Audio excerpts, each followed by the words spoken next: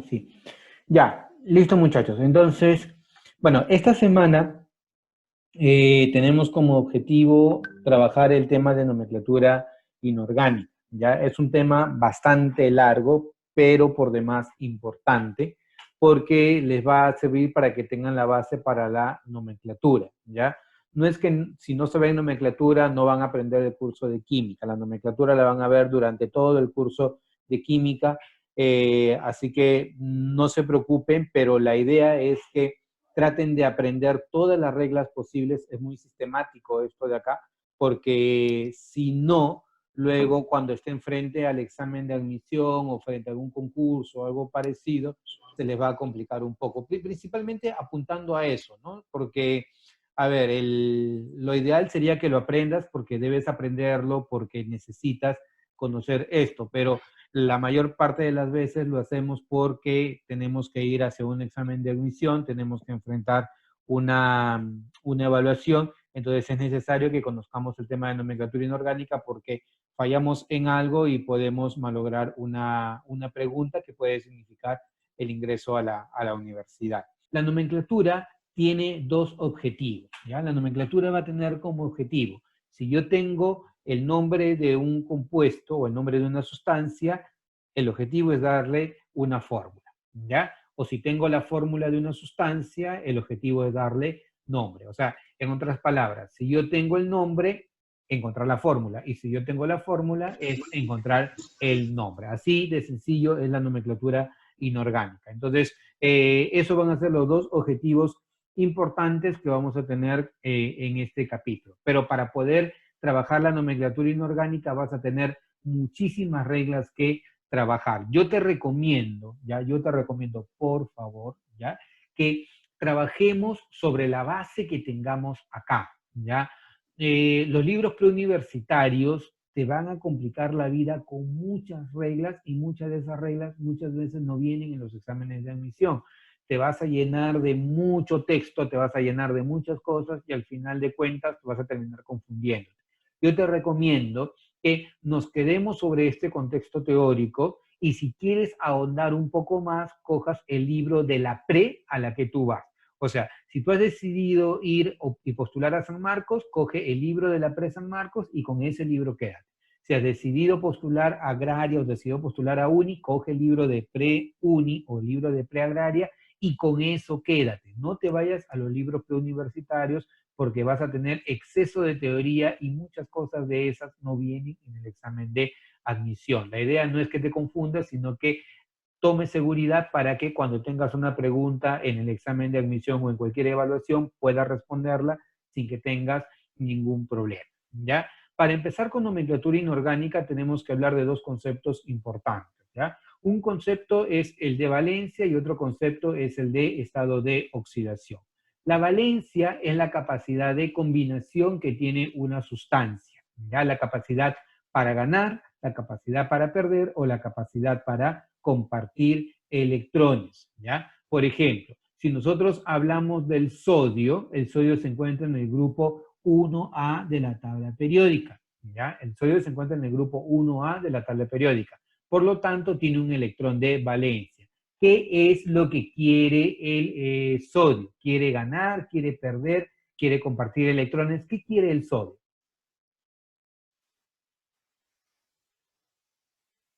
Ganar. El sodio, si Perder. tiene un electrón de valencia, lo que va a querer es perder ese electrón, ¿correcto? Va a querer perder ese electrón. Por lo tanto, la capacidad de combinación del sodio es perder un electrón. Entonces, si quiere perder un electrón, diremos que su valencia es igual a 1 o es monovalente. Si recordamos al cloro, el cloro es en el grupo 7 de la tabla periódica. Él tiene 7 electrones de valencia y para parecerse a un gas noble, lo que querrá es ganar un electrón. Entonces, ¿cuál es la capacidad de combinación del cloro? Ganar un electrón. Entonces, mientras él quiere perder, el cloro quiere ganar un electrón. Su valencia vale 1 y su valencia vale 1. Y hay algunos elementos, como por ejemplo, me preguntaron el carbono. ¿Qué le pasa al carbono? La tendencia del carbono es a compartir electrones. Él quiere compartir 4 electrones y al compartir 4 electrones logra completar sus 8 externamente y parecerse a un gas noble. Entonces yo diré, que si el litio quiere ganar un electrón, tiene valencia igual a 1 o es monovalente.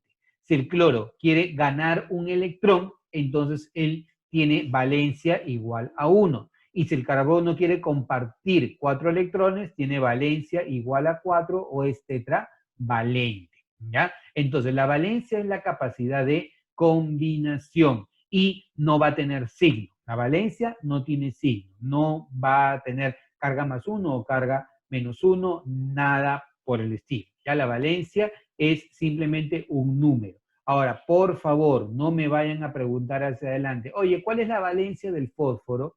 ¿Cuál es la valencia del cloro? ¿Cuál es la valencia del zinc? Eso no se pregunta, ¿ya? Lo que tú debes consultar es cuál es el estado de oxidación, ¿correcto? ¿Cuál es el estado de oxidación, por ejemplo, del cloro? ¿O cuál es el estado de oxidación del fósforo? ¿O cuál es el estado de oxidación del cobre? Eso es lo que se va a consultar y eso es lo que nosotros debemos manejar. Una cosa muy importante es el estado de oxidación.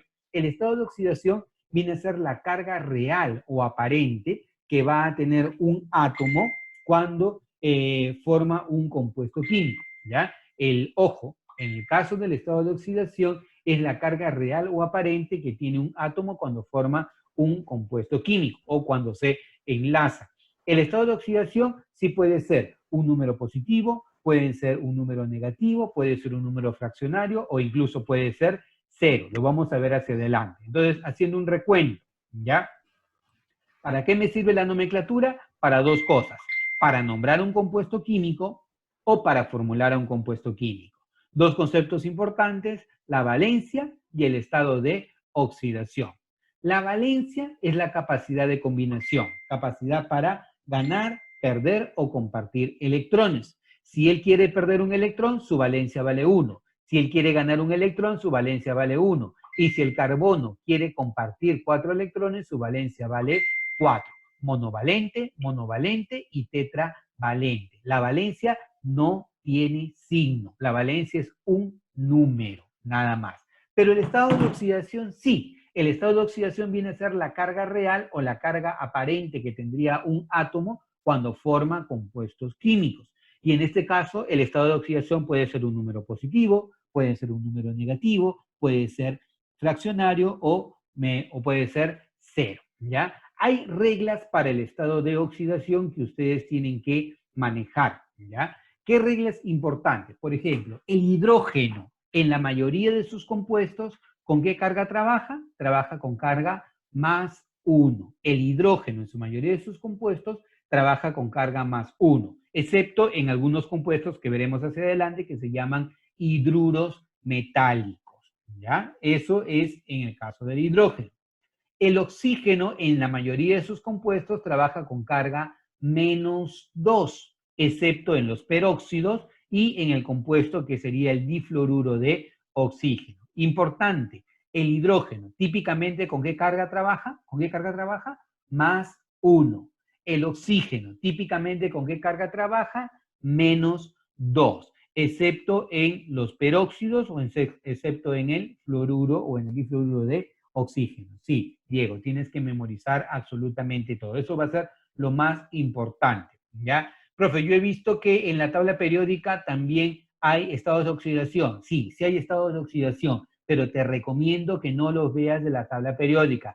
Coge esta tablita y esta tablita que tienes acá te la tienes que saber de memoria. Esta tablita que tienes abajo te la tienes que saber de memoria. ¿Por qué? Porque en la tabla periódica te ponen muchos estados de oxidación y no necesariamente todos ellos son los que aparecen en examen de admisión. Ya te dije, si tú quieres tener una referencia para el examen al que estás postulando o a la carrera que estás yendo, toma el libro de tu pre. Voy a la pre San Marcos o voy a San Marcos, toma el libro de la pre San Marcos. Voy a Uni, toma el libro de ese pre-Uni. Voy a Agraria, toma el libro de preagraria o toma el libro de la pre del Callao. Esa tiene que ser tu referencia, porque si no, de otro modo, ¿ya? Lo que va a ocurrir es que vas a tener exceso de información y no vas a poder, y te vas a confundir más que cualquier otra cosa, ¿ya? Entonces, importante, estado de oxidación del hidrógeno, ¿cuánto vale? Más 1 en casi todos sus compuestos.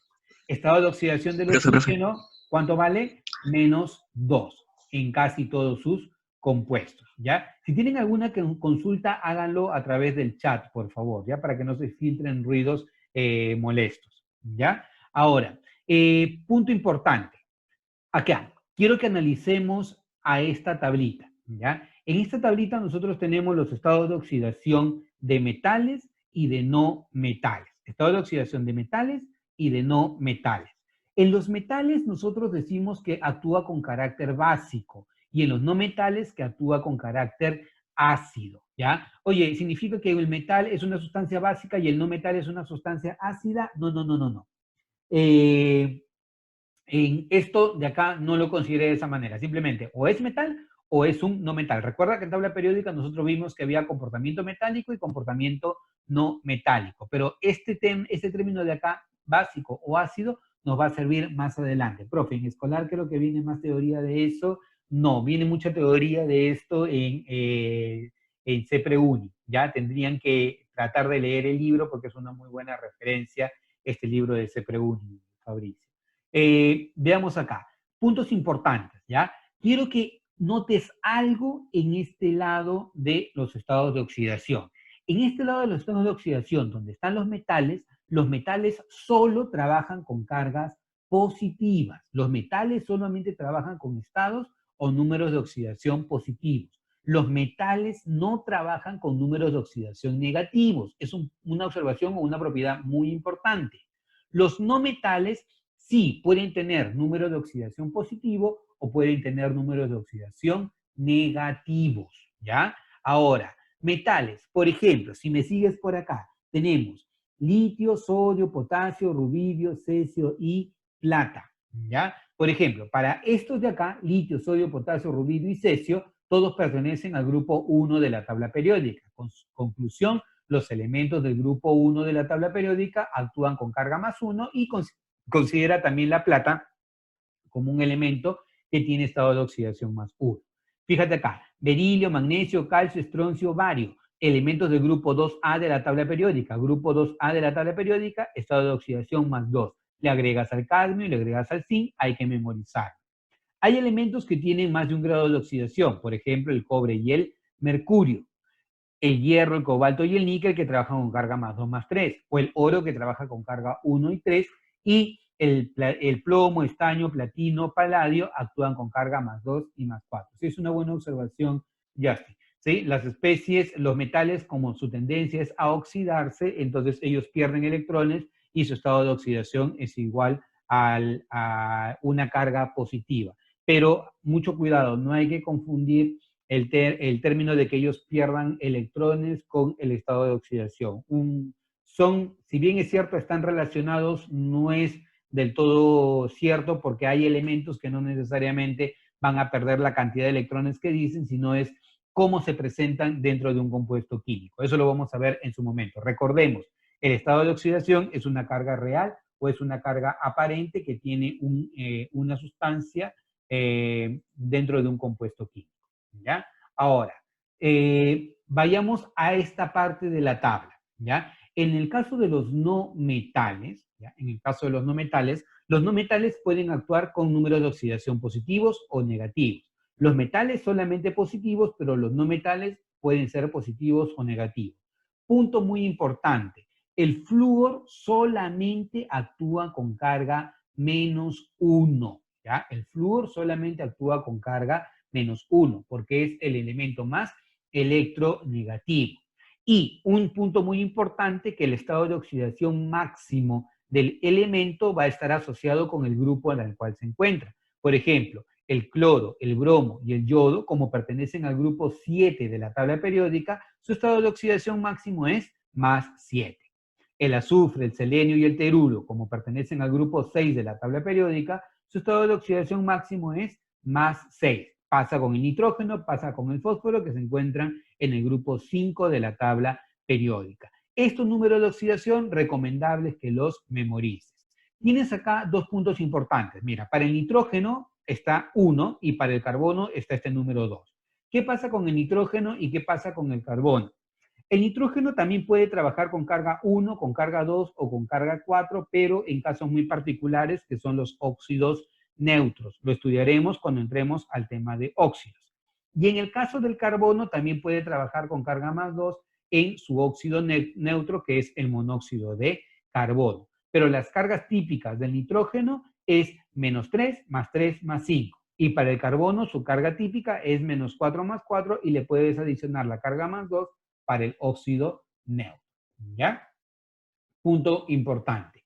Luego, hay metales, ojo, quiero que leas esto con mucho cuidado. Hay metales que pueden tener un doble comportamiento, ¿ya? Estos metales pueden trabajar, pueden tener un comportamiento básico o un comportamiento ácido. O sea, dependiendo de las condiciones del sistema, pueden tener comportamiento metálico o comportamiento no metálico. Por ejemplo, el cromo en medio básico trabaja con carga 2 y 3 y en medio ácido trabaja con 3 y 6. El vanadio con carga 2 y 3, comportamiento metálico, medio básico, y 4 y 5, comportamiento ácido. El bismuto con carga 3 y con carga 5, y el manganeso con carga 2, 3 en medio básico, y 6 y 7 en medio ácido. Ten mucho cuidado porque acá se confunde mucho la teoría.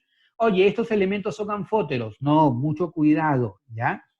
Un anfótero es un elemento que puede exhibir el doble comportamiento ácido y básico. Aquí decimos que el comportamiento es metálico o el comportamiento es no metálico. Si queremos a alguno de estos elementos asociarle un comportamiento de anfótero, sería el cromo con carga más 3, porque fíjate, el cromo con carga más 3 puede existir en medio básico o puede existir en medio ácido. O sea, puede tener comportamiento metálico o comportamiento no metálico con carga más 3, dependiendo del medio en el que se encuentra, medio básico o medio ácido. ¿Ya? Esto lo vamos a ver con mucho más detalle cuando ya vayamos a capítulos mucho más avanzados. Pero por ahora quiero que tengas en cuenta esto de acá.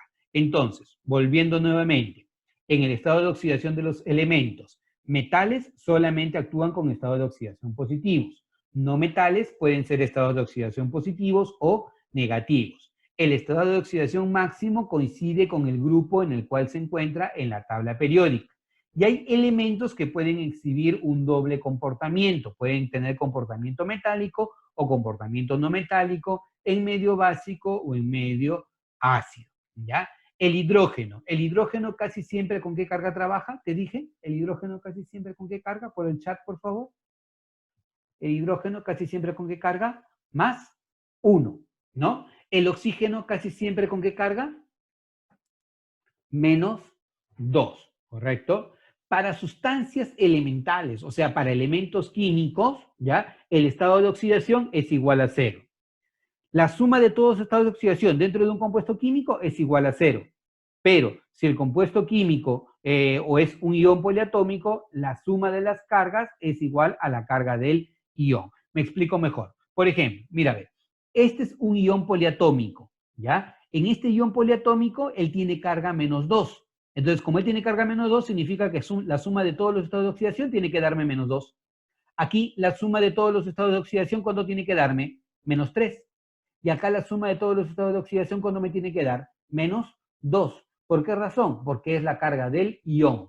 Pero si fuera un elemento químico o un compuesto químico, como por ejemplo acá, mira, ve, la suma de estados de oxidación me tiene que dar igual a 0. Yo ya sé que el oxígeno actúa con carga menos 2. Entonces, ¿el carbono con qué carga debe trabajar? Por el chat. ¿Con qué carga trabajar? Si él es menos 2, ¿el cuánto tiene que ser? Más 2. Porque la suma me tiene que dar 0. Si aquí el oxígeno actúa con carga menos 2, aquí el nitrógeno ¿con qué carga debe trabajar? Por el chat. ¿Cuánto? Más 2. Porque si él es menos 2, más 2 me da 0. Te creo. Aquí el nitrógeno, ¿con qué carga tendría que trabajar? Aquí, el nitrógeno. ¿Con qué carga tendría que trabajar? Más 4. Perfecto. ¿Por qué razón? Porque si el oxígeno tiene carga menos 2, 2 por menos 2 menos 4, entonces el nitrógeno debe actuar con carga más 4. En un compuesto químico, la suma de los estados de oxidación da 0. Pero un ion poliatómico, la suma de estados de oxidación me da la carga del ion, ¿ya? Esto va a ser a lo que tenemos que llegar el día de hoy como objetivo, ¿ya? Tratar de entender la nomenclatura funcional. Es bastante fácil, pero necesita bastante concentración.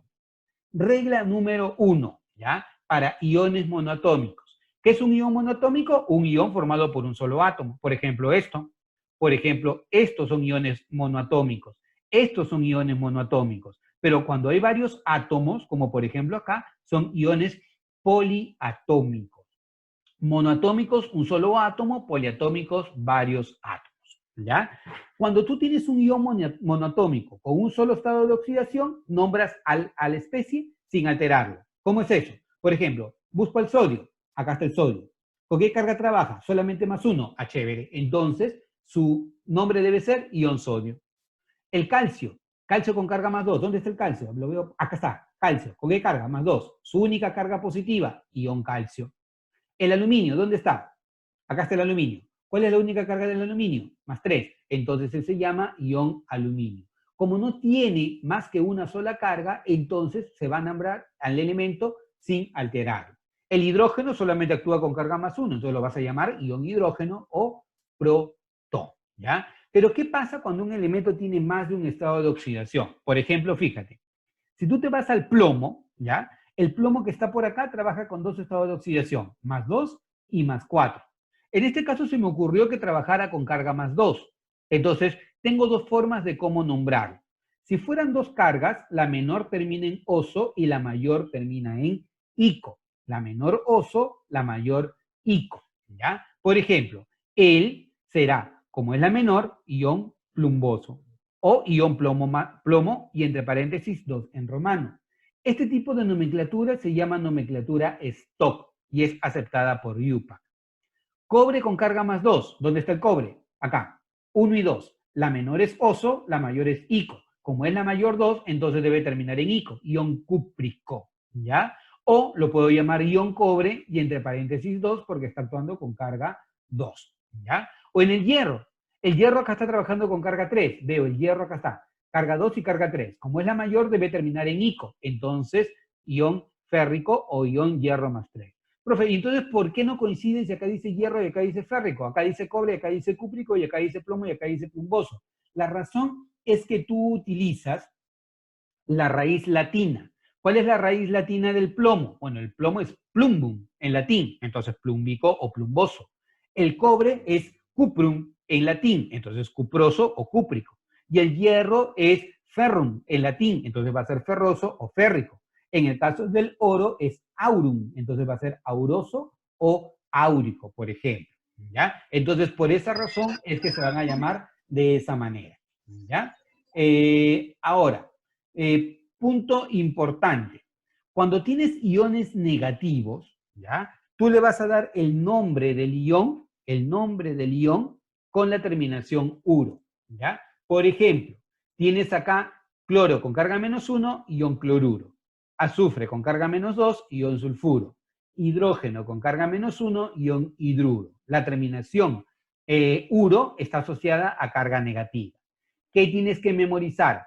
Para esta parte tienes que memorizar estos iones, ¿ya? Para esta parte tienes que memorizar estos iones que tenemos acá. Para nombrar a los compuestos, ¿qué es lo que haces? Primero nombras a la especie negativa y luego a la especie positiva. Por ejemplo, el sodio y el cloro, primero nombro al cloro que es negativo, cloruro de sodio. Él se llama sulfato, entonces sulfato de calcio, ¿ya? Primero nombras a la parte negativa y luego a la parte positiva. Pero para la fórmula, primero va el positivo y luego va el negativo. Por ejemplo, sulfuro de bario, primero va el azufre y luego va el bario. Fosfato de aluminio, primero va el fosfato que es negativo y luego el aluminio que es el positivo. Por ejemplo, fíjate acá, tengo ahí el calcio con el oxígeno, vas a formarlo, cruzas las cargas, este 2 viene por acá, este 2 viene por acá, simplificas y te queda él. ¿Cómo se llama? Óxido de calcio. Potasio y OH, él se llama hidróxido y él se llama potasio, hidróxido de potasio. Él se llama nitrato, él se llama plata, nitrato de plata. Él se llama, mira, acá hay un error. Acá él debe llamarse no fluoruro, sino debe llamarse hidruro, ¿no? Entonces, él se va a llamar hidruro de sodio, ¿ya? Así se va a llamar, hidruro de sodio. Entonces, esta va a ser la forma en la que tú le vas a dar nombre a los compuestos químicos, ¿ya? No nos va a dar el tiempo para poder trabajar el Kahoot en este momento, nos vamos a quedar sin tiempo, ya lo estoy viendo, pero lo primero con lo que vamos a empezar la siguiente sesión es con el Kahoot. Así que los 10 minutos que nos va a quedar, por favor, ve preparando el Kahoot para poder trabajarlo. Como tiene un solo estado de oxidación, ¿el calcio lo puedo llamar cálcico? Sí, sí. El término cálcico, que nos está preguntando aquí Justy, es asociado a algunos, pero no a todos. Por ejemplo, puedo llamarlo óxido sódico, óxido potásico, óxido, qué sé yo, óxido cálcico u óxido magnésico, pero porque son nombres que hasta cierto punto se llaman triviales, pero no se va a cumplir para todos. Por ejemplo, si yo le digo para la plata, lo correcto debería llamarse óxido argéntico, pero lo llaman más óxido de plata. O si yo, por ejemplo, lo tuviera para el aluminio, debería llamarlo óxido alumínico, pero no es común, lo utilizan más el nombre óxido de aluminio, ¿ya?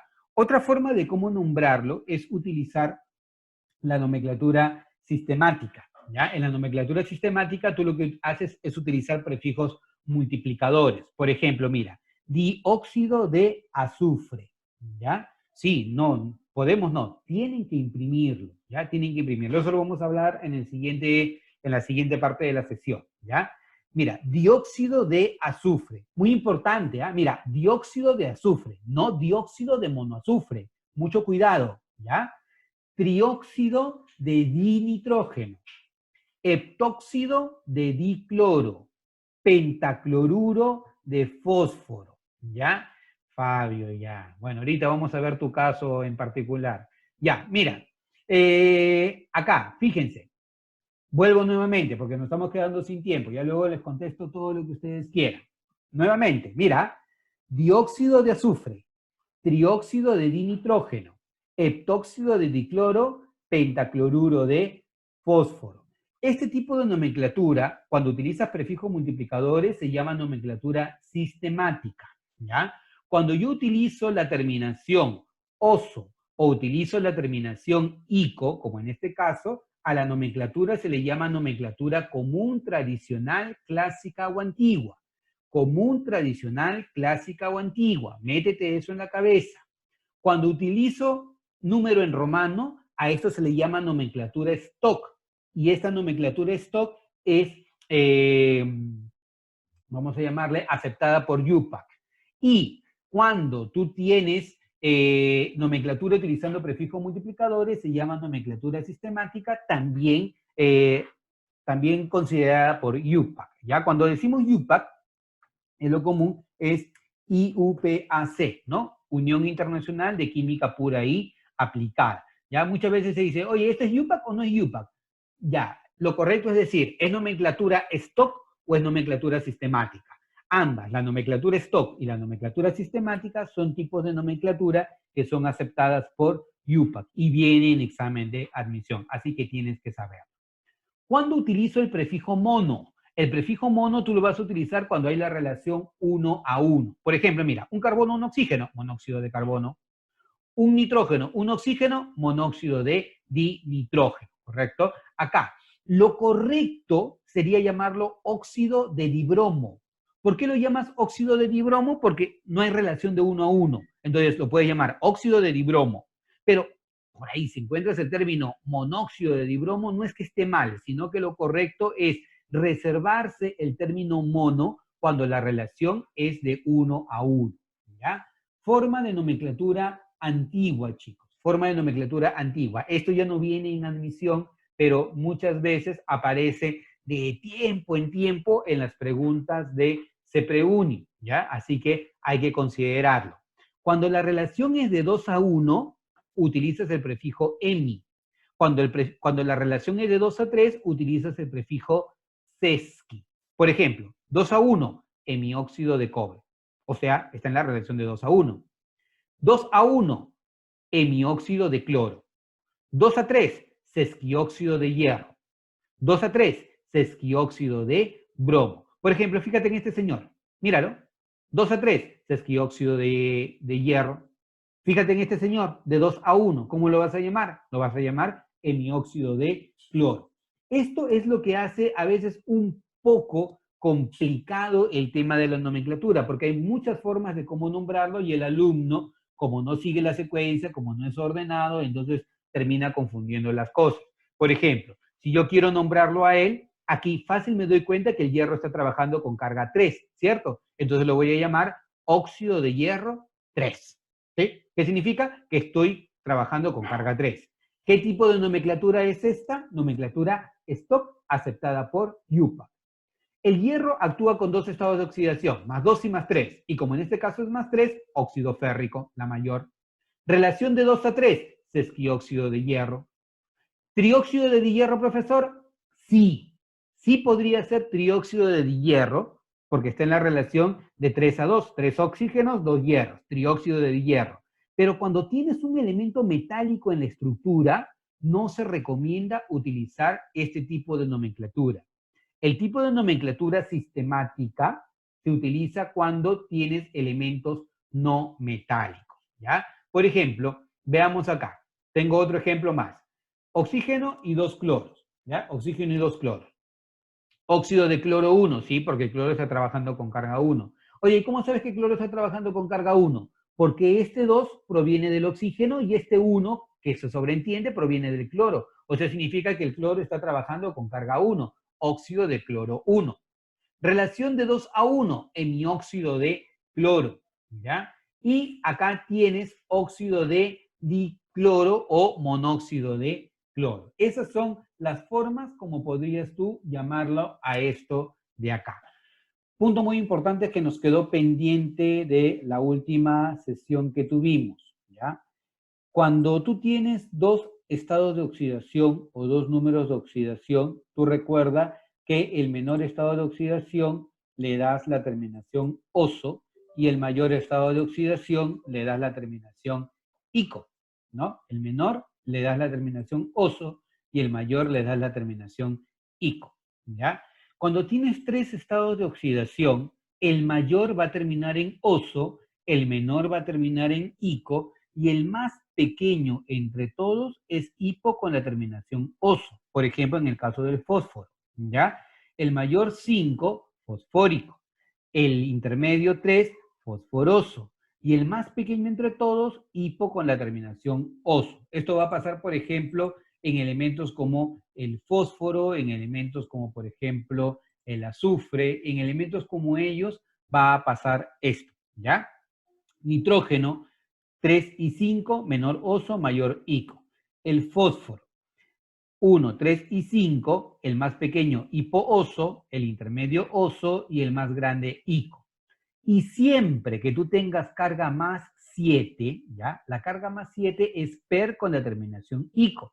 Por ejemplo, el cloro tiene 1, 3, 5 y 7. 7 sería perclórico. Luego vendría clórico, cloroso e hipocloroso. Esto lo vamos a ver más detalle cuando entremos a al tema de óxidos ácidos,